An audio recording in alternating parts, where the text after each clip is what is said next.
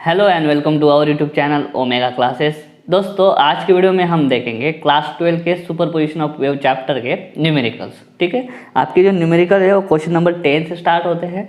तो चलिए आज का वीडियो शुरू करते हैं। वीडियो अच्छा लगेगा तो वीडियो को लाइक करना, वीडियो को शेयर करना, चैनल को सब्सक्राइब कर देना। तो आपका क्वेश्चन नंबर 10 में पढ़ता हूँ, स्क्रीन पर है a wave of frequency 500 hertz. चलो फ्रीक्वेंसी लिख लेते हैं, 500 हर्ट्ज है फ्रीक्वेंसी उसका। Is travelling with speed 350 metre per second. चलो वेलोसिटी दिया है 350 मीटर पर सेकंड। उन्होंने पूछा है what is the phase difference between the two displacement, ठीक है, at a certain point at times 1.0 millisecond apart. Time difference दिया है उन्होंने, ठीक है। तो मैं यहाँ पे लिख लेता हूँ time difference 1 millisecond apart, मतलब क्या, दोनों में 1 मिली सेकंड का डिफरेंस है।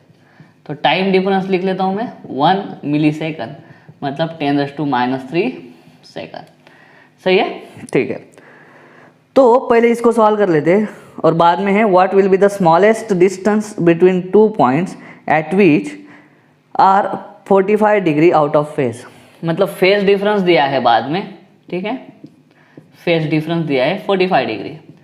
45 डिग्री मतलब कितना होता है आपका π/4। कभी भी फेज डिफरेंस जो है ना हम अभी पाई में लिखेंगे, ठीक है, क्योंकि पाई का और लैम्बडा का आपस में रिलेशन होता है, ठीक है।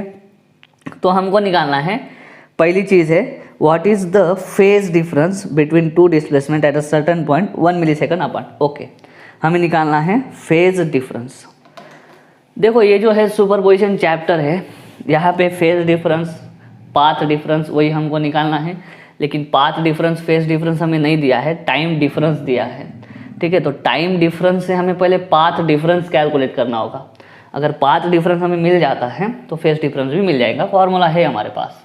तो देखो सबसे पहले एन और वी दिया है, ठीक है। Time difference, phase difference, path difference, इसमें कौन आता है, लैम्बडा आता है। तो पहले लैम्बडा निकाल लेते हैं। हमको मालूम है velocity is equal to frequency into lambda. तो lambda is equal to velocity upon frequency, ठीक है।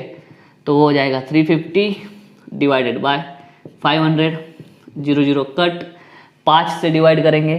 5 से अगर डिवाइड करें तो 5 से 1 35 होगा, 0 कट होने के बाद, और नीचे आएगा 10।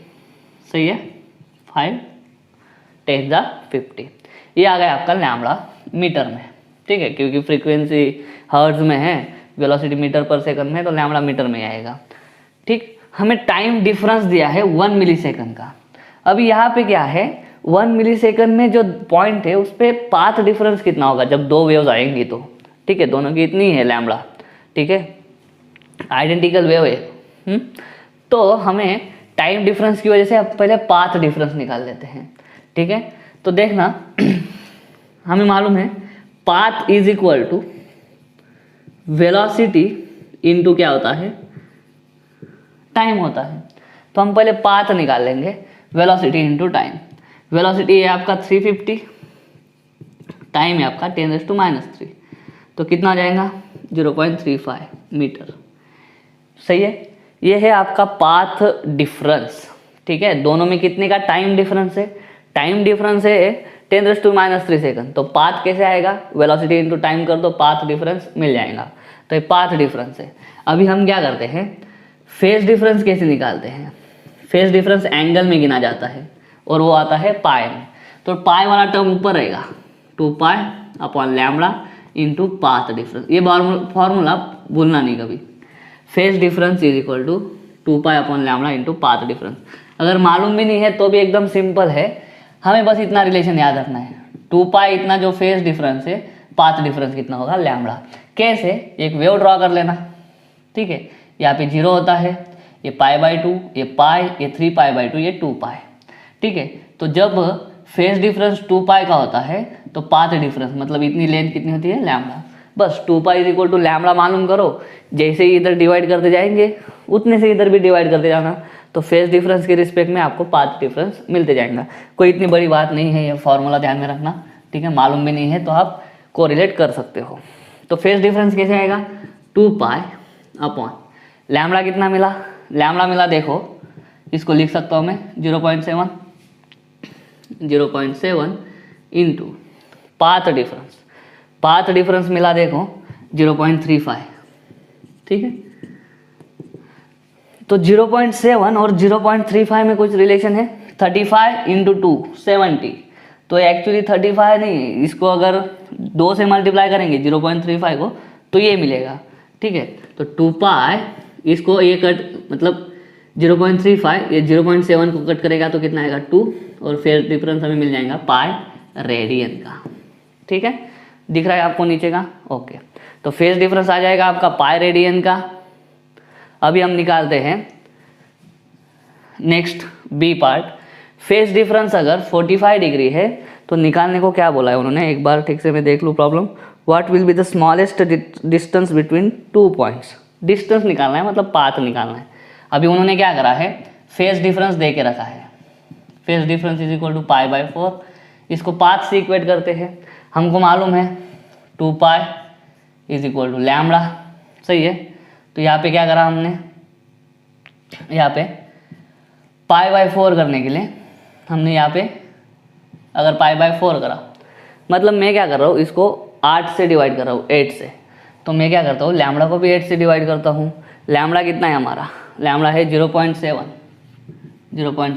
अपॉन क्या करूँगा मैं 8 करूँगा। 0.7 अपॉन 8 करता हूँ तो आ जाएगा आंसर। इसको सॉल्व करते हैं, चलो। 1/8 कितना आता है 0.7, देखो 1/4 आता है 0.25, तो 1/8 आएगा 0.125। अभी ये 0.125 को मैं मल्टीप्लाई करता हूँ किससे, 7 से, 0.0875 ये आ जाएगा मीटर। इसको सेंटीमीटर में लिखते हैं, अच्छा लगेगा, 8.75 सेंटीमीटर। तो ये आ जाएगा आपका स्मॉलेस्ट डिस्टेंस, मतलब स्मॉलेस्ट पाथ डिफरेंस, ठीक है। डिस्टेंस मतलब पाथ होता है, पाथ डिफरेंस ही हम निकालेंगे। तो ये था हमारा फर्स्ट न्यूमेरिकल। उम्मीद करता हूँ समझ में आ गया होगा। चलिए दोस्तों क्वेश्चन नंबर 11 करते हैं। Question is a sound wave in a certain fluid medium is reflected at an obstacle to form a standing wave. एक वेव जाएगी, रिफ्लेक्ट होकर वापस आएगी, दोनों का सुपरपोजिशन होगा और स्टैंडिंग वेव यानी स्टेशनरी वेव बनेगी। The distance between the 2 successive nodes, okay, distance between 2 successive nodes दे के रखा है, which is 3.75 centimetre, 3.75 centimetre, okay. Next है इफ वेलोसिटी इज, वेलोसिटी दे के रखा है 1500 metre per second. Find the frequency, frequency निकालेंगे। बहुत ही सिंपल प्रॉब्लम है। डिस्टेंस बिटवीन 2 सक्सेसिव नोड्स क्या होता है वो मालूम होना चाहिए। डिस्टेंस बिटवीन 2 सक्सेसिव नोड्स होता है λ/2, ठीक है। तो λ/2 है तो उसको इक्वेट कर दो 3.75 सेंटीमीटर से, ठीक है। तो लैम्बडा आ जाएगा आपका 3.75 इंटू 2 सेंटीमीटर, ठीक है। 3.75 इंटू 2, 3.5 करेंगे तो 7, ये 25 ये आ जाएगा 7.5 सेंटीमीटर लैम्बडा, ठीक है। इसको मीटर में कन्वर्ट कर देते हैं, 10⁻² मीटर लैम्बडा। हमें निकालना है frequency. Frequency is equal to velocity upon lambda, ठीक है। वेलोसिटी 1500, ठीक है, अपॉन लैम्बडा कितना है 7.5 इंटू 10⁻²। 1500 ये 10⁻² हो जाएगा, ऊपर जाएगा तो अपॉन 7.5। हमें मालूम है 7.5 इंटू 2 क्या होगा 15, तो ये कट हो जाएगा, ये 2, तो 200 into 10⁻² is equal to 20 into 10⁻³ is equal to 20 kilohertz. ये है हमारी फ्रीक्वेंसी। सिंपल है, ठीक है। चलिए दोस्तों क्वेश्चन नंबर 12 करते हैं। आपके स्क्रीन पे है 2 sources of sound are separated by a distance 4 metre. Distance दिया है मतलब पाथ का डिफरेंस दिया है उन्होंने, ठीक है, 4 metre. Next, they both emit sound with the same amplitude and frequency. दोनों का फ्रीक्वेंसी सेम है। स्टैंडिंग वेव बनने के लिए वही एक अच्छी कंडीशन है कि फ्रीक्वेंसी और एम्पलीट्यूड दोनों सही होने चाहिए, सेम होने चाहिए। But they are 180 degree out of phase. Phase difference 5 से डिनोट करते हैं, 180 डिग्री मतलब pi radian. At what points between the two sources will the sound intensity be maximum? Sound intensity maximum कब होगी, वो पॉइंट्स हमें ढूंढने हैं, ठीक है। कौन से पॉइंट्स के, मतलब एक्स की वैल्यू हमें ढूंढनी है कि कौन से पोजीशंस पे हमें एंटीनोड मिलता जाएगा, ठीक है। तो ये जो प्रॉब्लम है ये एक्चुअली इंटरफेरेंस मतलब सुपरपोजिशन जो है उसी पे बेस्ड है।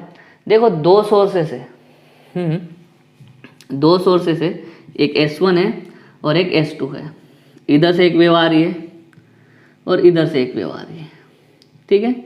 यहाँ पे उनका सुपरपोजिशन होगा। मान लो यहाँ से इतना डिस्टेंस जो है वही इतना डिस्टेंस है, बाकी सब सेम है। देखो ना, फ्रीक्वेंसी सेम है, मीडियम सेम है, फ्रीक्वेंसी सेम है तो वेवलेंथ भी होंगी बराबर है, तो वेलोसिटी सेम होगी। इस मिडल पॉइंट पे जब वो पहुँचेंगे, मिडल पॉइंट पे जब वो पहुँचेंगे तो कौन सा इंटरफेरेंस होगा, उनके बीच में कंस्ट्रक्टिव इंटरफेरेंस होगा। साउंड वेव है फिर भी कंस्ट्रक्टिव इंटरफेरेंस होगा, तो एम्पलीट्यूड बढ़ेगा, एम्पलीट्यूड बढ़ेगा तो वहाँ पे मैक्सिमम जो है, मैक्सिमम साउंड वाला पॉइंट मिलेगा। बोलने का ये है कि at the centre of the sources, at the centre of sources path difference कितना, 0। देयरफॉर मैक्सिमम वाला कहाँ पे मिलेगा हमें, सेंटर पे। तो मैक्सिमम जो है वो सेंटर पे मिलेगा। अभी हमको बोला है उन्होंने, लेकिन ये जो है आपका फाई जो है वो क्या है, 180 degree out of face. 180 degree out of face जो है, तो हम क्या करते हैं, इसका पाथ डिफरेंस निकाल लेते हैं बाकी पॉइंट्स पे। तो पाथ डिफरेंस कैसे निकलेगा, देखना, ये है phi is equal to 180 degree is equal to pi by D. हमको मालूम है 2 pi is equal to lambda होता है, सही है। 2 pi is equal to lambda, तो पाई इज इक्वल टू कितना आ जाएगा, pi is equal to lambda by 2। तो लैम्बडा बाय 2 ये है। हम जो वेलोसिटी इसका निकाल सकते हैं क्या, तो वेलोसिटी दिया नहीं है ना, तो वेलोसिटी जब कोई मीडियम नहीं दिया होता है, ठीक है, तो उस मीडियम को हम एयर मान के चलते हैं और वेलोसिटी कितना लेंगे उसका 330 लेते हैं। एयर में वेलोसिटी 330। तो क्यों लिया, क्योंकि हमें यहाँ पे लैम्बडा जो है ना, लैम्बडा की वैल्यू निकालना बहुत ज़रूरी है हमको। तो देखो lambda is equal to V upon N, 330 upon ये क्या हो जाएगा 330, तो लैम्बडा इज इक्वल टू हो जाएगा 1 मीटर। तो लैम्बडा बाई 2 हो जाएगा आपका 0.5 मीटर, सही है। तो ये उसको समझ के चलो। अभी जब फेज डिफरेंस लैम्बडा बाई 2 और पाथ डिफरेंस होगा 0.5 मीटर, तो आपका क्या बनते जाएगा, मैक्सिमम इंटेंसिटी वाला साउंड बनते जाएगा। मिडल पे हमेशा क्या मिलेगा, मैक्सिमम वाला। और जो दो सक्सेसिव मैक्सिमम होंगे, हर एक मैक्सिमम के बीच का डिस्टेंस कितना होता है, लैम्बडा बाई 2। हमने पढ़ा है सक्सेसिव एंटी नोड्स और नोड्स के बीच का डिस्टेंस होता है लैम्बडा बाई 2। तो ये तो मैक्सिमम है, ये तो बीच वाला है, इसके इधर और इसके इधर, ये जो है ये दोनों के बीच में डिस्टेंस कितना होगा, दोनों के बीच का डिस्टेंस होगा लैम्बडा बाई 2। तो ये होगा लैम्बडा बाई 4, ये भी होगा इतना लैम्बडा बाई 4। सेंटर में तो आपको क्या मिलना है, मैक्सिमम ही मिलना है, ठीक है। तो ये लैम्बडा बाई 4 है, तो सेंटर से, ये सेंटर वाली पोजीशन से लैम्बडा बाई 4 कितना होगा, लैम्बडा बाई 4 होगा 0.25। सेंटर से इधर पॉजिटिव बोलेंगे, सेंटर से इधर निगेटिव बोलेंगे, ठीक है। तो लैम्बडा बाई 4 हो जाएगा प्लस माइनस 0.25।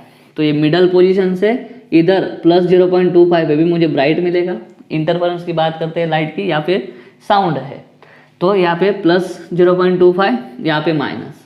वापस क्या करेंगे, ये दूसरा जो ब्राइट बनेगा इसका ये मैक्सिमम, ये भी मैक्सिमम है, ये भी मैक्सिमम है, ये वाला जो मैक्सिमम है, ये मैक्सिमम मतलब एंटी नोड्स में, सक्सेसिव एंटी नोड्स के बीच में डिस्प्लेसमेंट कितना होता है या डिस्टेंस कितना होता है, लैम्बडा बाई 2। तो ये पहला मिला, इसमें और लैम्बडा बाई 2 ऐड कर दो, इसमें और लैम्बडा बाई 2 ऐड करेंगे तो 0.25, लैम्बडा बाई 2 है 0.5, हो जाएगा 0.75। तो ये प्लस माइनस 0.75 दोनों साइड पे, इधर भी। वापस लैम्बडा बाई 2 ऐड करो, इसमें क्या होगा 0.75 प्लस लैम्बडा बाई 2 है 0.5, 75 और 5, 75 और 5 कितना होगा 75, 2500 और बाकी 25, ये हो जाएगा 1.25। इसको भी लिख दो प्लस माइनस 2 ये आगे मिल जाएगा, यहाँ से डिस्टेंस मेजर कर देंगे सब, ठीक है, मिडल से।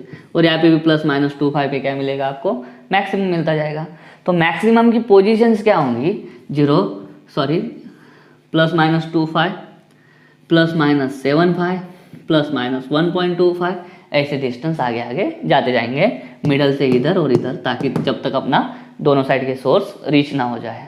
ठीक है, तो ये जो प्रॉब्लम था इसको थोड़ा एनालिटिकल मेथड से सॉल्व करना था, इस तरह से हमने इसको सॉल्व कर दिया है। हमको सिर्फ इतना मालूम होना चाहिए कि दो सक्सेसिव जो मैक्सिमम्स है, मतलब जो एंटी नोड्स है, उनके बीच का डिस्टेंस होना चाहिए λ/2, और दोनों के बीच में एग्जैक्ट बीच में, ठीक है, क्या होता है, हमेशा मैक्सिमम वाला पॉइंट प्रोड्यूस हो जाएगा दोनों सोर्सेज के एग्जैक्ट बीच में। तो ये इस तरह से इसको सॉल्व करना था। ये था हमारा क्वेश्चन नंबर 12। चलो दोस्तों क्वेश्चन नंबर 13 करते हैं। क्वेश्चन इज, आपके स्क्रीन पे है, 2 sound waves travel at a speed of 330 metre per second, ठीक है, if there frequencies are also identical and are equal to 540 hertz, what will be the phase difference between the waves at point 3.5 meter from one source and 3 meter from other source? इसका मतलब क्या है? बहुत simple है, उन्होंने actually path difference दिया है अलग लैंग्वेज में, 3.5 फ्रॉम वन सोर्स और दूसरे से कितना, 3 मीटर, ठीक है, तो दोनों में पाथ डिफरेंस कितना हो जाएगा, 0.5 मीटर का। आगे है, what will be the phase difference between the waves at points 3.5 meter from one source and 3 meter from the other if the sources are in phase? अभी हम देखते हैं कि फ्रीक्वेंसी दिया है, स्पीड दिया है, वेलोसिटी दिया है 330 मीटर पर सेकंड, उसके बाद में फ्रीक्वेंसी दिया है हमको 540 हर्ट्ज। इससे पहले चलो लैम्बडा निकाल लेते हैं, V/N 330 अपॉन 540, 0 0 कट, 33 अपॉन 54 क्या होगा, 3 से डिवाइड कर देते हैं, 11 अपॉन ये कितना, 3 1 3, 11/18। 11/18 की वैल्यू की हमको ज़रूरत पड़ने वाली है, उसको बाद में देखेंगे। हमको निकालना है फेज डिफरेंस, तो फेज डिफरेंस, चलो फेज डिफरेंस निकालते हैं। देखो इन फेज का मतलब मैंने बोला फेज डिफरेंस 0 होना या हमेशा सेम होना, ठीक है। फेज डिफरेंस है, अब भी पढ़ा हमने, 2 pi upon lambda into path difference. तो 2 पाई लैम्बडा है हमारा 11/18, तो 11 और 18 ऊपर आ जाएगा, इंटू पाथ डिफरेंस कितना है, पाथ डिफरेंस है 0.5। इसको सॉल्व करते हैं, क्या होगा, 2 इंटू 0.5 कितना आ जाएगा, 1, तो 18/11 इंटू क्या आएगा, पाई आएगा। तो 18/11 सॉल्व कर लेते हैं, 18/11 आएगा आपका 1.63 और आज बाजू का पाई, तो इतना होगा आपका फेज डिफरेंस 1.63 पाई। बस यही था इसमें, उम्मीद करता हूँ आपको समझ में आ गया होगा। चलिए दोस्तों क्वेश्चन नंबर 14 करते हैं। Question is, 2 wires of same material and same cross section are stretched on a sonometer. Sonometer एक एक्सपेरिमेंटल सेटअप है जिसको हम फ्रीक्वेंसी कैलकुलेट करने के लिए यूज़ करते हैं, वेलोसिटी कैलकुलेट करने के लिए लैब में यूज़ किया जाता है, ठीक है। पहले था सिलेबस में, अभी आपको सिलेबस में नहीं है। 12th महाराष्ट्र बोर्ड की बात कर रहा हूँ मैं, उस पर न्यूमेरिकल है, लेकिन वो न्यूमेरिकल में समझाता हूँ। 1 wire is loaded with 1.5 kg and another is loaded with 6 kg, ठीक है। The vibrating length of first wire is 60 centimetre and its fundamental frequency of vibration is same as that of the second wire. देखो numerical बड़ा है लेकिन बहुत simple है। 2 wires है, ठीक है, सेम मटेरियल, ठीक है, एंड सेम क्रॉस सेक्शन। अभी इसका मतलब क्या है, वायर है, फंडामेंटल फ्रीक्वेंसी वगैरह है, टेंशन लगाया है, ठीक है, तो इसका जो है समझ में आना चाहिए। जो एम है, एम मतलब क्या, linear mass density, material same है, क्रॉस सेक्शन एरिया सेम है, सब सेम है, तो लीनियर मास डेंसिटी क्या है आपकी, कांस्टेंट है, ठीक है, ये समझ के चलना होगा। और पहली वायर का फंडामेंटल फ्रीक्वेंसी और दूसरी वायर का फंडामेंटल फ्रीक्वेंसी दोनों भी इक्वल है, तो हमको रिलेशन मालूम है, fundamental frequency is equal to 1/2L। ये L जो है ना कैपिटल, इसको बोलते हैं वाइब्रेटिंग लेंथ, ठीक है, इसको बोलते हैं vibrating length for particular frequency, √T/M, where T is tension, ठीक है। तो दोनों वायर के लिए टेंशन दे के रखा है, तो N1 क्या हो जाएगा 2L1 T1 upon M। M1 नहीं लिखूंगा क्योंकि M कांस्टेंट है, ठीक है। और N2 के लिए क्या हो जाएगा, N2 के लिए हो जाएगा 1 अपॉन, ये दूसरी वायर के लिए, ठीक है, 2L2 under root T2 upon M। ये फंडामेंटल फ्रीक्वेंसी का फॉर्मूला है, ठीक है। तो देयरफॉर N1 अपॉन N2 क्या हो जाएगा, N1 अपॉन N2 हो जाएगा, देखो 1/2 कट, लेंथ को इन्वर्सली प्रोपोर्शनल है तो L2/L1 इन्वर्सली के लिए हमको मालूम है। यहाँ पे अगर 1 2 लिखेंगे तो इधर 2 1 लिखना होता है, और टेंशन को डायरेक्टली प्रोपोर्शनल है तो टेंशन T1 अपॉन T2 ही आएगा।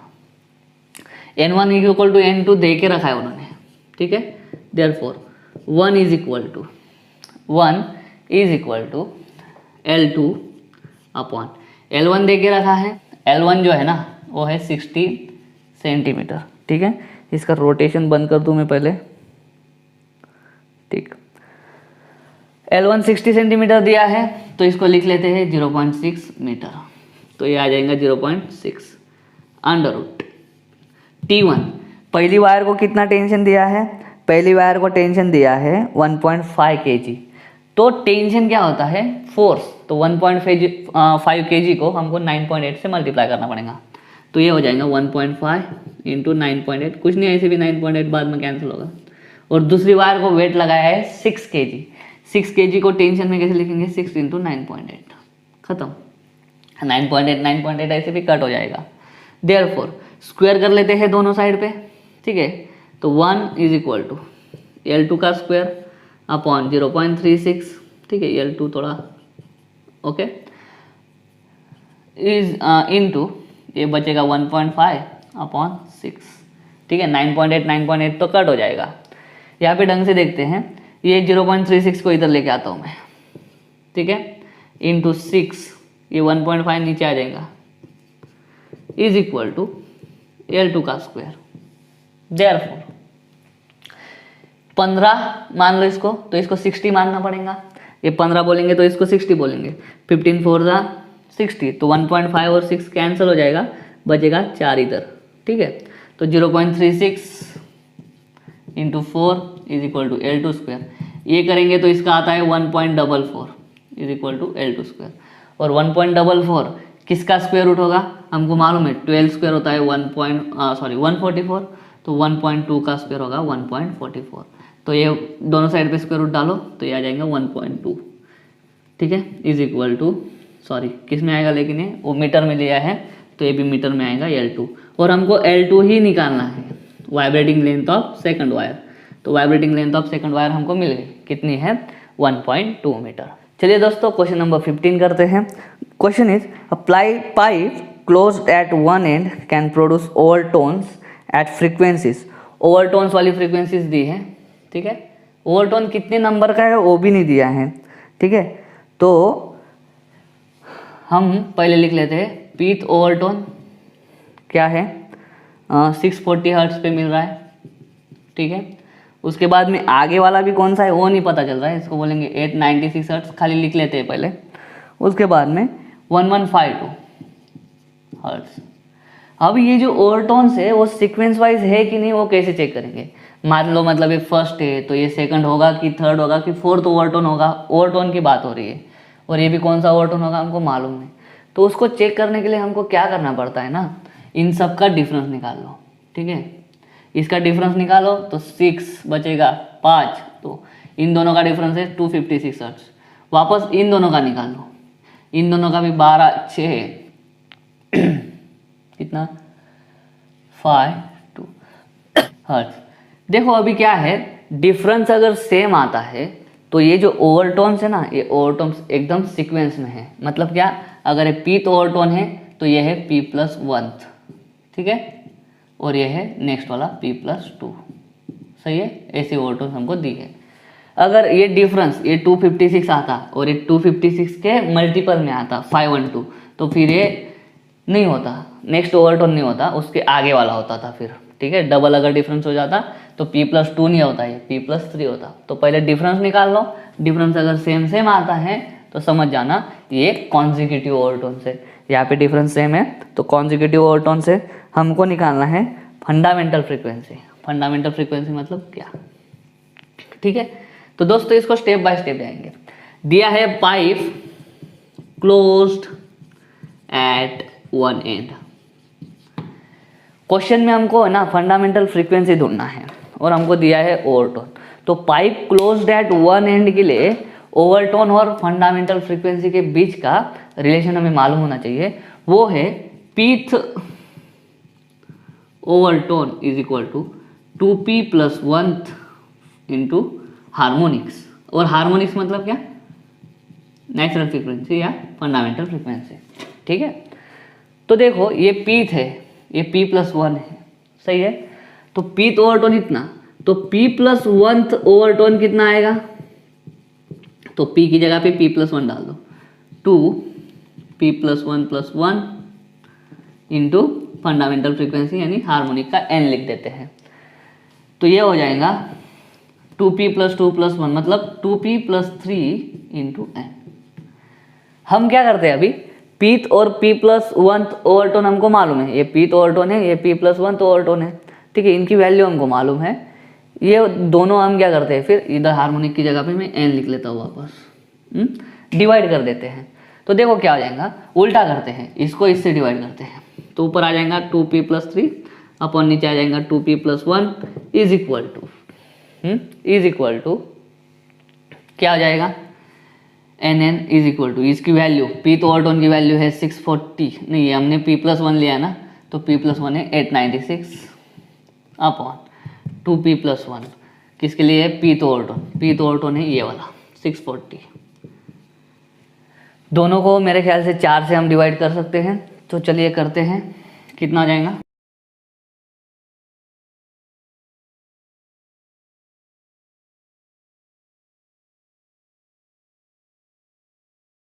फोर्टीन बाई 10, ठीक है। बस इतना ही करेंगे, ठीक है। Therefore 2p + 3 upon 2p + 1 is equal to 14 by 10। चलिए क्रॉस मल्टीप्लिकेशन करते हैं, इसका multiplication 10 into 2p 20p plus 10 into 3 30 is equal to 14 into 2p 28p plus 14 into 1 14। क्या हो जाएगा, देखो ये 20p उधर चल जाएगा, 14 इधर आ जाएगा, 30 -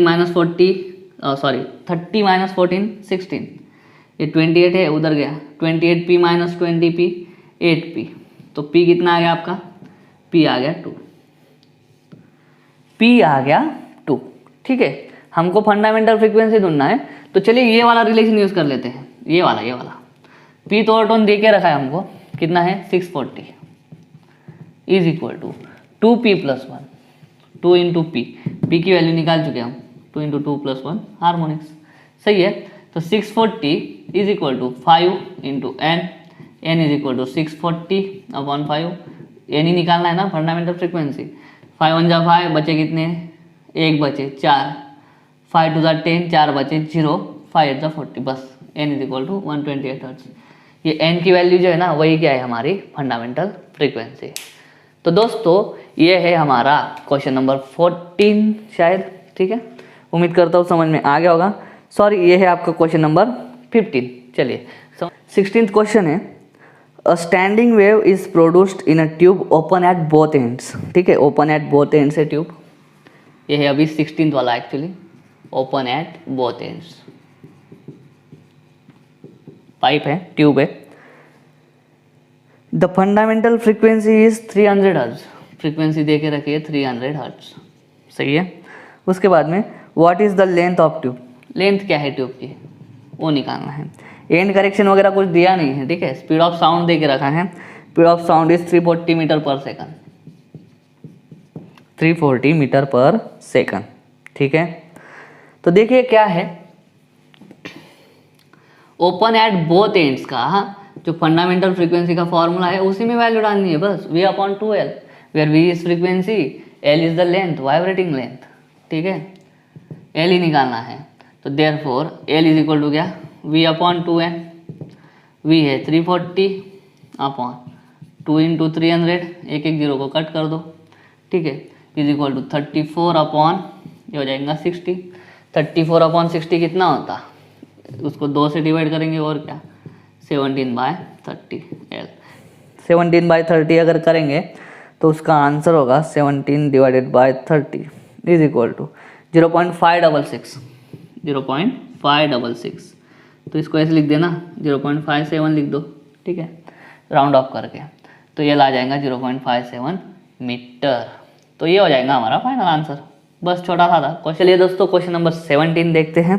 question is find the fundamental first and second overtone of frequencies of a pipe open at both ends, फिर वापस ओपन एट बोथ एंड्स, ठीक है।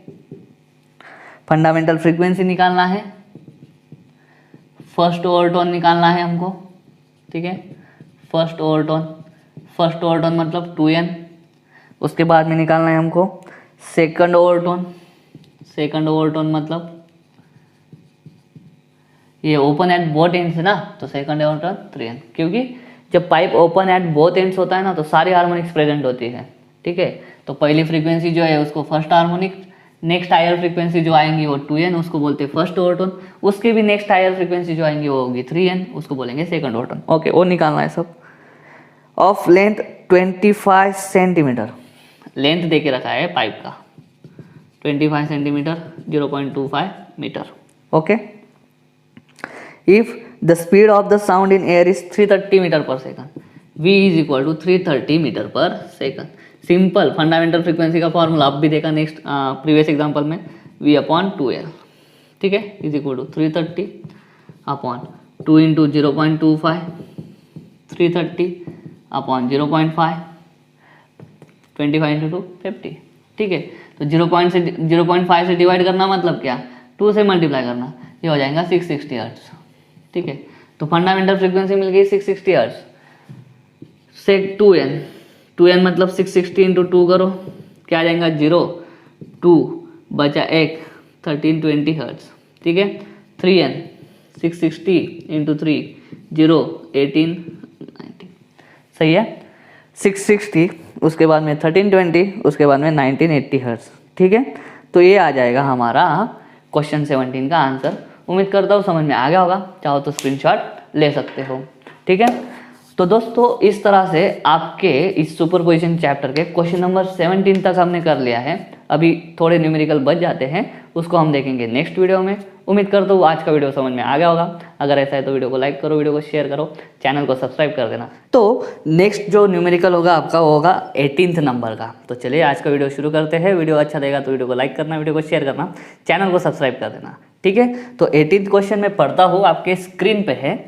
The question is a pipe open at both ends, ठीक है। 18th question है, बोलता है अ pipe open at both ends has a fundamental frequency of 600 hertz, ठीक है। पाइप ओपन है, ठीक है, pipe open at both ends, fundamental frequency जो है वो दे के रखी है 600 हर्ट्ज, ठीक है। उसके बाद में लिखा है the first overturn of a pipe closed at one end has the same frequency as the first overtone of the open pipe। इस स्टेटमेंट का मीनिंग समझ लो। देखो, the first overtone of a pipe closed at one and, ठीक है। First overtone of pipe closed at one and. अभी क्या है, जब पाइप क्लोज्ड होता है एक एंड से, ठीक है, तो उसमें जो फ्रीक्वेंसीज प्रेजेंट होती है ना वो सिर्फ ऑड हार्मोनिक्स प्रेजेंट होती है। फॉर एग्जांपल n होगा, उसके बाद में 3n होगा, उसके बाद में 5n होगा, ठीक है। इवन हार्मोनिक्स जो है ना वो अब्सेंट होती है, किसमें, pipe closed at one and में। तो उसका जो फर्स्ट ओवरटोन है for pipe close eight one and, उसका जो फर्स्ट ओवरटोन होता है वो होता है 3n, उसका होता है 3n। और उन्होंने आगे बोला है is same as the frequency, same frequency as the first overtone of the open pipe. Okay, first overtone of open pipe होता है, अभी जब पाइप ओपन होता है ना दोनों साइड से, ठीक है। तो उसके अंदर सारी हार्मोनिक्स प्रेजेंट होती है, ऑड भी प्रेजेंट होती है, इवन भी प्रेजेंट होती है। तो उसकी फंडामेंटल फ्रीक्वेंसी होती है एन, और उसका फर्स्ट ओवरटोन जो होगा, first overtone is equal to होता है सेकंड हार्मोनिक, और सेकंड हार्मोनिक मतलब 2 है, ठीक है। तो ये है पाइप क्लोज्ड, ठीक है, और ये है पाइप ओपन, ये होता है। तो हमको दिखाना है कि how long are the 2 pipes. Okay, देखो इसका मतलब क्या है। फंडामेंटल फ्रीक्वेंसी दे के रखा है pipe open at both ends के लिए, ओके। और हमको बोला है कि first overtone of pipe closed at one end is same as the first overtone of the pipe open at both ends. तो 3n for closed is equal to 2n for open, सही है। तो देखिए क्या होगा 3n closed is equal to 2n open 3n closed is equal to 2 into 600 हो जाएगा, ठीक है। तो उससे अच्छा क्या करते हैं हम, इसकी जो फंडामेंटल फ्रीक्वेंसी होती है ना, वो हम लिख लेते हैं ओपन एंड और क्लोज एंड दोनों के लिए।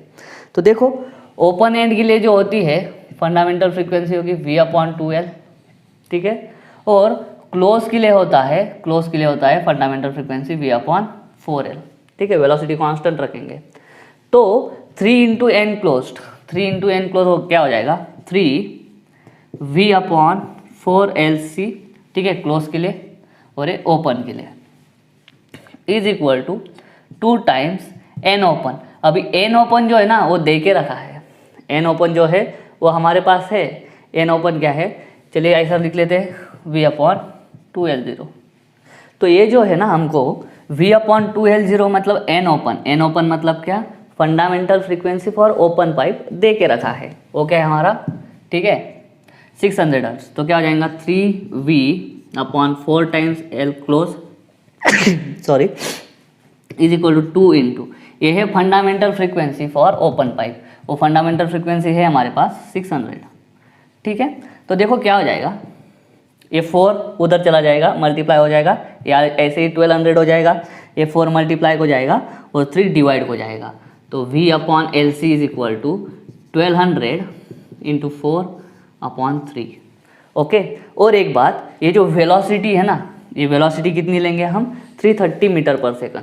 अगर वेलोसिटी दी नहीं है पाइप के लिए तो हम पाइप में क्या करते हैं, लॉन्जिट्यूडिनल वेव्स भेजते हैं, मतलब साउंड वेव भेजते हैं, ठीक है। और साउंड का जो वेलोसिटी होता है, जैसे हम लाइट का पकड़ के चलते हैं वैक्यूम या एयर में 3 × 10⁸, वैसे ही साउंड का वेलोसिटी हमको लेके चलना है 330 मीटर पर सेकंड, ठीक है। तो 330/LC इज इक्वल टू क्या हो जाएगा, 3 से डिवाइड करो, 400 इंटू 4 1600, 0 कट हो जाएगा, ठीक है। तो LC इज इक्वल टू क्या हो जाएगा, LC उधर जाएगा तो ये इधर आएगा 33/160। अभी 33/160 करेंगे, कैसे करेंगे, तो देखो मैं इसको लिखता हुए 0.33/1.6। ऐसा क्यों लिखा मैंने, क्योंकि मुझे क्या करना है ना, अभी मैं इसको अगर ऐसा लिख दूँ 0.33 इंटू 1/1.6, तो ये 1.6 का रेसिप्रोकल हम निकाल सकते हैं।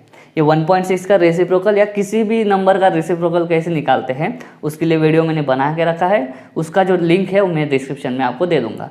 तो अगर आप 1.6 का रेसिप्रोकल निकालोगे तो रेसिप्रोकल आपको मिलेगा 0.625, तो हो जाएगा 0.33 इंटू 0.625 इज इक्वल टू 0.206 और लेंथ है वो मीटर में आएगा, तो इसको लिखेंगे हम कितना 20.6 सेंटीमीटर, ठीक है। मीटर को सेंटीमीटर में कर देते हैं, तो सेंटीमीटर में कितना आएगा 20.6 सेंटीमीटर। अभी यहाँ पे देखना हमें क्या करना है, ये किसके लिए मिल गया, क्लोज के लिए। किसके लिए मिल गया, ये क्लोज के लिए। ओपन के लिए डायरेक्ट मिल जाएगा, ओपन के लिए डायरेक्ट है, ठीक है। तो देखो यहाँ पे करता हूँ मैं, ये क्या है, हमको 600 दिया है, फंडामेंटल फ्रीक्वेंसी का फॉर्मूला है ओपन पाइप के लिए। तो क्या हो जाएगा, L0 उधर चल जाएगा, V की वैल्यू डाल देता हूँ मैं 330, ये रही 2 इंटू 600 नीचे आ जाएगा इज इक्वल टू LO। ये कट हो जाएगा वापस, ये कितना आ जाएगा 33/2 into 60, is equal to 33/2 into 60 कितना होगा, या फिर मैं क्या करता हूँ ना 3 से डिवाइड कर देता हूँ, ये हो जाएगा 11, ये हो जाएगा हमारा 20 इंटू 2, ये हो जाएगा 11/40। अभी क्या करेंगे 1.1/4, सही है।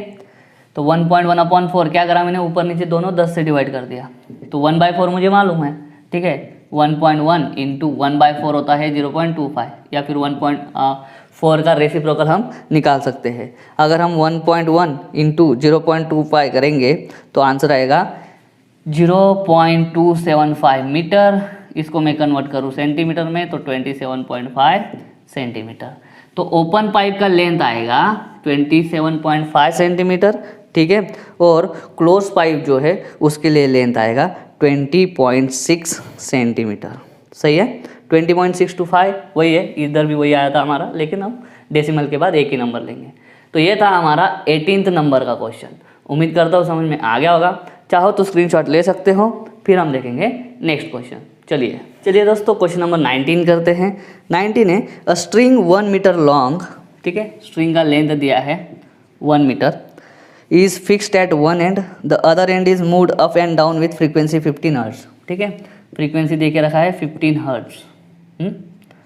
Other end is moved up and down. देखो तो अदर एंड को मूव अप एंड डाउन कैसे करेंगे, तो अदर एंड है ना ये फ्री होना चाहिए। एक्चुअली हिंट में आपको दे के रखा है, remember that the moving and is an antinode. अगर जो फ्री एंड है, फ्री एंड पे हमेशा क्या बनता है, एंटीनोड, क्योंकि वो फ्री होता है, फ्री पे एंटीनोड बनता है। और जो मतलब डेंस होता है, जो फ्री टू मूव नहीं होते हैं पार्टिकल्स, वहाँ पे नोड बनता है।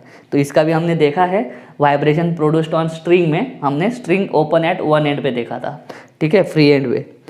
उसके लिए फ्रीक्वेंसी दे के रखा है 15 hertz. Due to this a stationary wave with 4 complete loops, 4 complete loop बनते हैं वाइब्रेट कराने से, ठीक है। Gets produce on the string, find the speed of the progressive wave. Speed मतलब वेलोसिटी निकालना है हमको, सही है, which produces the stationary wave. Okay, तो देखो क्या है, एक एंड जो है ना स्ट्रिंग का वो इधर है, तो इधर क्या होगा, रिजिड एंड पे नोड बनेगा। नोड बनेगा कितने लूप बोले, 4, 1 2 3 4, और ये हाथ में है, हाथ वाला जो है ना वो फ्री है, वहाँ पे हमेशा एंटी नोड बनेगा, ठीक है। तो लूप है ये वाले, ठीक है, ड्राइंग थोड़ी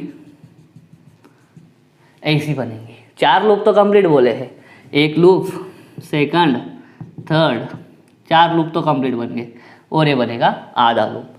तो हमको निकालना है वेलोसिटी, ठीक है। और इसके ये जब 4 लूप बनते हैं ना, तब उसने फ्रीक्वेंसी कितना बोला है, 15 हर्ट्ज।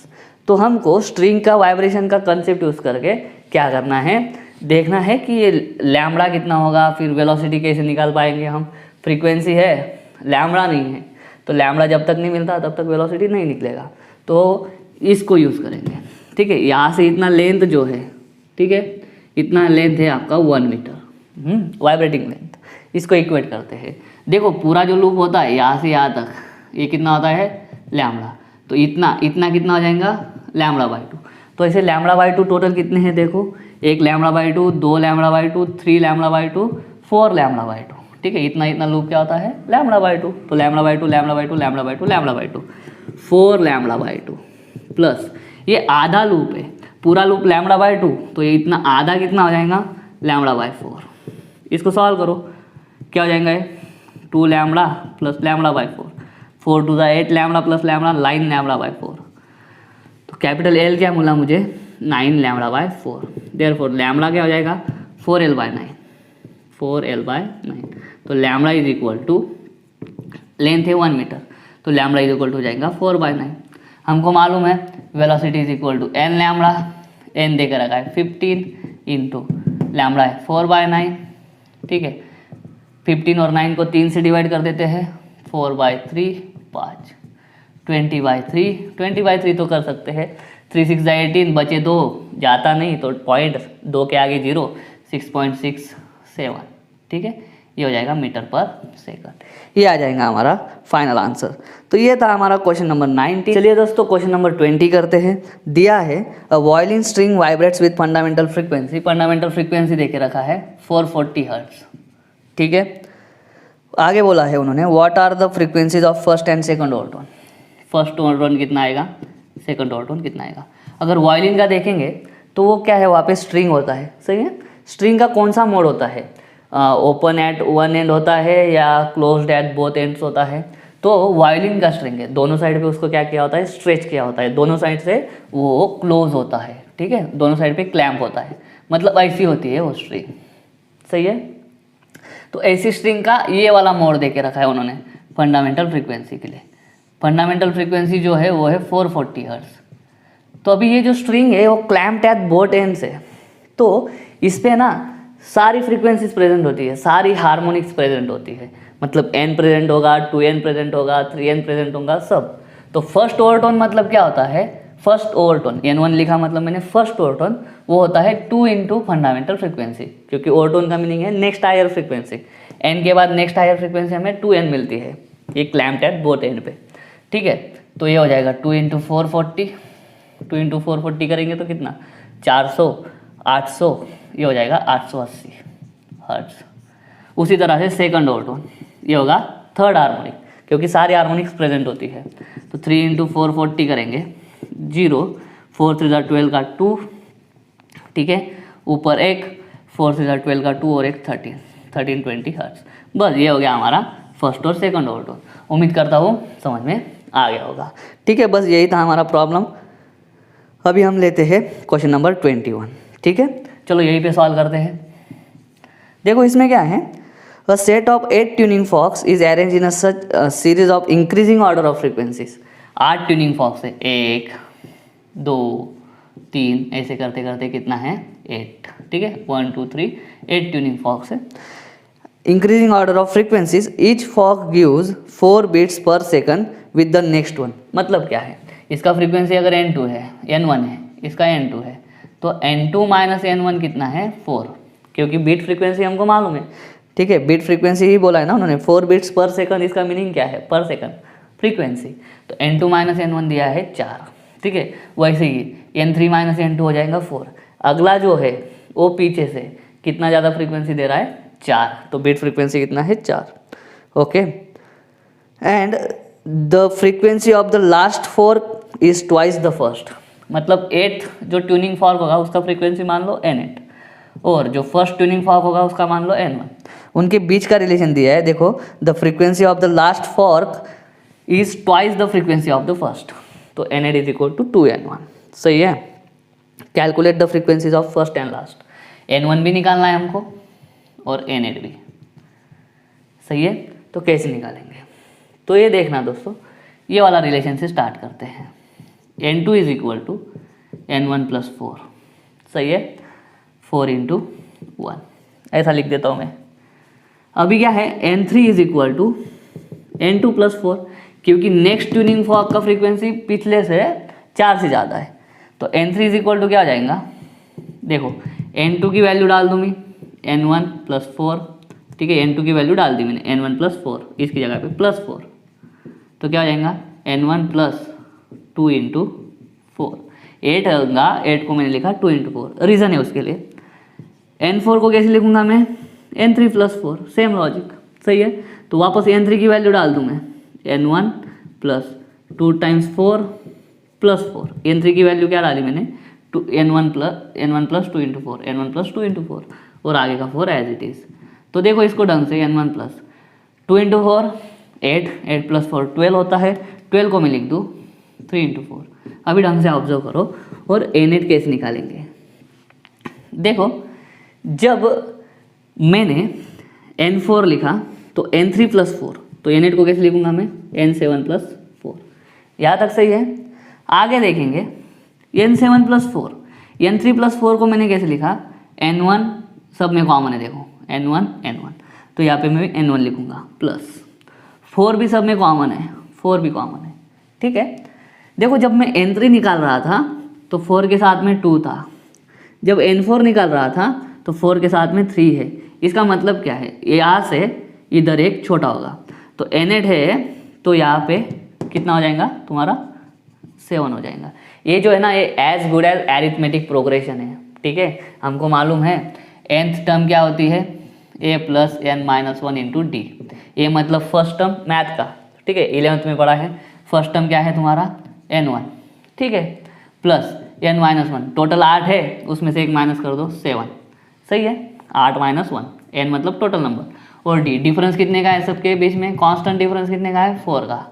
तो n8 is equal to 8 term is equal to first term मतलब n1 plus n minus one मतलब 8 माइनस 1 7 और डिफरेंस है 4। तो देखो यही आया n1 प्लस 7 इंटू 4, ठीक है। तो देखो n8 और n1 यही रिलेशन हम यूज़ करेंगे। इसका रिलेशन यूज़ करा तो क्या आ जाएगा, हमको दिया है n8 is equal to 2n1, तो यहाँ पे वैल्यू डाल दो 2n1 is equal to n1 plus ये 7 4 28 हो जाएगा, ये n1 इधर आएगा माइनस हो जाएगा, तो n1 इज इक्वल टू कितना आएगा 28। ये पहला मिल गया, तो n8 इज इक्वल टू क्या है 2n1, तो n8 कितना हो जाएगा 56 हर्ट्ज। खत्म बात, यही लाने का था हमको बस।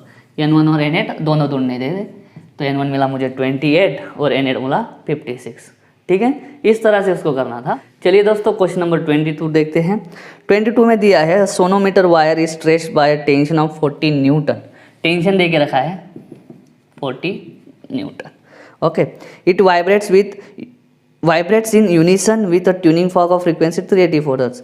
अभी vibrate with tuning fork in unison, इसका मतलब क्या है, जो फंडामेंटल फ्रीक्वेंसी है, जो हार्मोनिक्स मिली है ना फर्स्ट टर्म को, वो कितनी मिली है हमको 384 हर्ट्ज, ठीक है, 384 हर्ट्ज।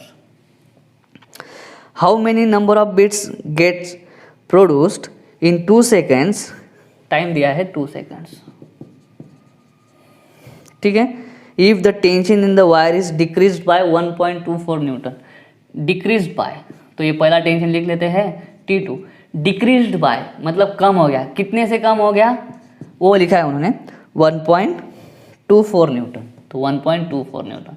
तो 40 माइनस 1.24 करो, 40.00 माइनस 1.24, 10 में से 4 गए 6, 9 में से 2 गए 7, 9 में से 1 गए 8, ये हो जाएगा 38.76।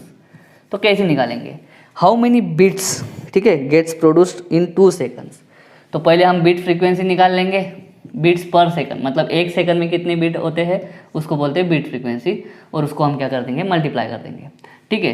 तो बिट फ्रीक्वेंसी क्या निकलेगी n1 माइनस n2, वो कैसे निकालेंगे, ठीक है। n1 माइनस n2 जो आएगा वो होगा नंबर ऑफ बिट्स पर सेकंड, 1 सेकंड में, लेकिन हमको टाइम दिया है 2 सेकंड, तो नंबर ऑफ बिट्स कैसे मिलेंगे हमको, उसको 2 से मल्टीप्लाई कर देंगे, ठीक है। तो मिलेगा कैसे, तो देखो फ्रीक्वेंसी का फॉर्मूला है हमारे पास, टेंशन बेंशन का है, तो वो फॉर्मूला है 1/2L √T/m, सही है। तो देखना यहाँ पे उन्होंने सिर्फ टेंशन वेरी किया है, तो हमको मालूम है frequency is directly proportional to √ tension, सही है। तो देखना क्या हो जाएगा, 2 फ्रीक्वेंसीज है, ये n1 लिख देते हैं अपॉन n2, क्या हो जाएगा √T1 अपॉन T2। तो n1 है 384, n2 मालूम नहीं, x मान लेते हैं उसको n2 को, या फिर n2 ही रहने देते हैं, ठीक है, इज इक्वल टू √T1 है आपका 40 अपॉन 38.76, सही है। इस तरह से हो जाएगा। अभी हम क्या करते हैं, देयरफॉर 384 अपॉन n2, ये 40 जो है 40 को मैं कैसे लिखूँगा, 40 को हम लिखेंगे 10 × 4 में जैसे इसको लिखूँगा, ये 4 जो होगा वो 2 बन के बाहर आ जाएगा, √ क्या बचेगा 10 अपॉन 38.6, सही है, सॉरी 38.76। तो मैं एक काम करता हूँ, मैं ना इसको उल्टा कर देता हूँ, देयरफॉर n2 अपॉन 384 जब मैं इसको लिखूँगा तो ये 2 का हो जाएगा 1/2 और ये √ उल्टा हो जाएगा 38.76 अपॉन 10, क्योंकि ये 10 क्या करेंगे फिर 3.876 कर देगा उसका, सही है। देयरफॉर n2 अपॉन, और वापस ढंग से देखो ये 2 जो है ना इसको डिवाइड कर सकता है, तो 2 से अगर इसको डिवाइड किया हमने 2 1 जा 2, इसमें से 2 गए 1 बचा, 2 9 जा 18 और 2 2 जा 4 इज इक्वल टू √3.876। अभी √ कैसे देखते हैं स्क्वायर रूट का, इसमें भी हमें लॉग बुक का हेल्प लेना पड़ेगा। क्या करेंगे, स्क्वायर रूट में जाएंगे 3.8 के 7 के 6 में देखेंगे, ठीक है। अगर आपको स्क्वायर कैसे निकालते हैं मालूम नहीं है लॉग बुक का यूज़ करके, तो कमेंट्स में लिख देना, मैं वीडियो उस पर बना दूंगा, ठीक है। तो फिलहाल 3.876 का स्क्वायर रूट हमें निकालना पड़ेगा। स्क्वायर रूट हो जाएगा 1.968, सही है, is equal to N2 upon 192, सही है। तो N2 क्या हो जाएगा 1.968 इंटू 192। अगर इसको करेंगे तो आंसर आएगा 378.00, 378.00 N2, सही है। तो कौन सा ज़्यादा है, ये ज़्यादा है। तो चलिए बीट्स पर सेकंड निकाल लेते हैं। बीट्स पर सेकंड क्या है, N1 माइनस N2। N1 है अपना 384 माइनस 378, कितना हो जाएगा, 14 में से 8 गए 6, बस 6 ही हो जाएगा, सही है, बाकी तो कैंसिल ही हो जाएगा। तो इन 2 सेकंड्स कितना हो जाएगा, 6 इंटू 2 इज इक्वल टू 12 बीट्स। बस यही आंसर है, यही आंसर हमें लाना था। 12 आंसर चाहिए इसका। तो ये था हमारा क्वेश्चन नंबर 22। उम्मीद करता हूँ समझ में आ गया होगा, अगर ऐसा है तो स्क्रीनशॉट ले लो। चलिए दोस्तों क्वेश्चन नंबर 23 करते हैं। क्वेश्चन नंबर 23 है, a sonometer wire of length 0.5 metre, length है 0.5 मीटर, सही है। नेक्स्ट है, is stretched by weight 5 kg, weight दिया है 5 kg, वेट तो किधर देखा नहीं हमने, तो टेंशन है, टेंशन क्या हो जाएगा mg, mg मतलब 5 इंटू 9.8, सही है, जो भी होगा। The fundamental frequency of vibration is 100 hertz, fundamental frequency दिया है 100 हर्ट्ज। हमको बोला है उन्होंने calculate linear density, linear density मतलब लीनियर मास डेंसिटी। तो देखना हमको फॉर्मूला मालूम है, n is equal to 1/2L under root T by m, ठीक है। ये 100 है, 1/2, लेंथ दे के रखा है 0.5, सही है, अंडर रूट, टेंशन है आपका 5 इंटू 9.8, ओके, और ये है m, सही। अभी हम क्या करते हैं, ये देखना 2 इंटू 0.5 1 हो जाएगा, 0.5 मतलब आधा, 2 इंटू आधा 1 हो जाएगा। तो 100 is equal to under root, ये 5 इंटू 9.8 कितना होता है मालूम है, ये हो जाएगा 49, सही है। 5 इंटू 9.8 करो 49 आएगा अपॉन एम। दोनों साइड पे स्क्वायर कर देते हैं, दोनों साइड पे जैसे ही स्क्वायर करेंगे हम तो आंसर देखो क्या आ जाएगा, 10⁻⁴ इज इक्वल टू 100 है मतलब 10⁻², इसका स्क्वायर करेंगे तो 10⁻⁴, 49 अपॉन एम। तो m is equal to 49 upon 10⁻⁴ is equal to 49 into 10⁻⁴। Linear mass density, mass density होता है kg पर मीटर, मास पर यूनिट लेंथ, ठीक है। 49 इंटू 10⁻⁴ लिखो या 4.9 इंटू 10⁻³ लिखो kg पर मीटर, बस यही हो जाएगा हमारा फाइनल आंसर, सही था। ये है हमारा क्वेश्चन नंबर 23। अभी देखते हैं क्वेश्चन नंबर 24। तो क्वेश्चन नंबर 24 आपके स्क्रीन पे है, a string of guitar is 80 centimetre long. देखो गिटार का स्ट्रिंग भी जो होता है ना वो दोनों साइड से क्लैम्प्ड होता है, तो हमें string clamped eight both ends का यूज़ करना पड़ेगा। ये है 0.8 मीटर, SI में कन्वर्ट कर लेते हैं इसको, long and has a fundamental frequency of 112 hertz, fundamental frequency है 112 हर्ट्ज, सही है।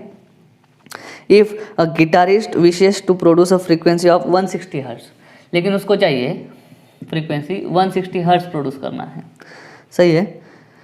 Where should the person press the string, person जो है वो स्ट्रिंग कहाँ पे रखना चाहिए। तो देखो यहाँ पे लेंथ का हमें रिलेशन देखना है फंडामेंटल फ्रीक्वेंसी के साथ में। तो हमको देखो फ्रीक्वेंसी मालूम है 1/2L under root T by m. यहाँ पे टेंशन वगैरह कुछ मेंशन नहीं है, क्यों, क्योंकि गिटार का स्ट्रिंग जो होता है उसका पहले ही टेंशन वगैरह सेट करके रखते हैं, टेंशन कांस्टेंट है। मास पर यूनिट लेंथ, स्ट्रिंग वही है तो मास पर यूनिट लेंथ भी क्या होगा, कांस्टेंट। इससे पता क्या चलता है, n is inversely proportional to L। तो N1 अगर अपॉन N2 अगर करते हैं तो L2 अपॉन L1 लिखेंगे, इनवर्स के लिए वही होता है, इधर N1 लिखा, सॉरी 1 लिखा तो इधर 2 1 लिखना होगा। तो N1 है हमारे पास 112, N2 है 160 इज इक्वल टू L2 मालूम नहीं, L1 जो है वो है 0.8, तो L2 कैसे निकलेगा, L2 is equal to 112 into 0.8 cross multiplication upon इसका क्रॉस मल्टीप्लिकेशन, ये डिवाइड कर दिया मैंने। तो देखो 0.8 है और ये 16 है, इसको मैं ऐसा लिख दूँ, देखो 112 इसको 8 लिखूंगा तो 10⁻⁻1 हो जाएगा, और ये 0 भी है वो क्या कर देगा 10⁻², ठीक है, और यहाँ पे हो जाएगा 16। फिर से एक बात, 0.8 को 8 लिखा तो 8 × 10⁻1 लिखना पड़ेगा, और ये 16 का 0 क्या कर देगा 10⁻² कर देगा, नीचे 16 बचेगा। तो 8 1 = 8, 8 2 = 16, 112/2 × 10⁻², 112/2 कितना होता है 56 × 10⁻² मीटर, ये मिल गई L2। तो L2 मीटर से अगर पे हम सेंटीमीटर में कर देते हैं, सेंटीमीटर में करेंगे तो 56 सेंटीमीटर, ठीक है। तो L2 = आ रहा है हमारा 56 सेंटीमीटर, सही है। तो दोस्तों इस तरह से आपका जो सुपरपोजिशन ऑफ वेव चैप्टर है उसके सारे अनसॉल्व न्यूमेरिकल्स जो है वो हमने सॉल्व कर दिए हैं। उम्मीद करता हूँ आज का वीडियो आपको अच्छा लगेगा। अगर वीडियो अच्छा लगा तो वीडियो को लाइक करो, वीडियो को शेयर करो, चैनल को सब्सक्राइब कर देना। मिलता हूँ नेक्स्ट वीडियो में, तब तक के लिए जय हिंद।